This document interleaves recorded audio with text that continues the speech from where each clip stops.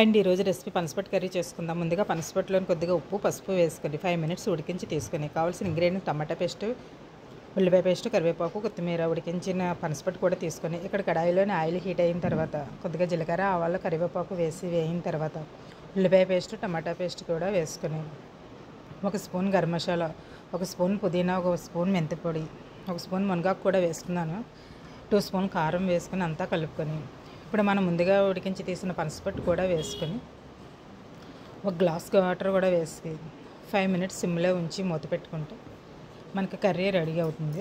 ఇది కర్రీ దగ్గర అయ్యేంత వరకును సిమ్లో ఉంటే ఫైనల్గా కొత్తిమీర వేసుకోవాలి. ఈ బాక్స్లో మనం మధ్యలో చూపించాను, దాంట్లోనేమో పౌడర్స్ పుదీనా, మునగాకు, కొండపిండాకు అన్నీ కూడా పౌడర్స్ చేసుకొని ఉంచుకుంటే మనకి ఏ కర్రీస్లో అయినా వేసుకోవడానికి అవైలబుల్గా ఉంటాయి. మనకి ఈ వీడియో కానీ మీకు do like, share, comment and subscribe చేయండి. Thank you.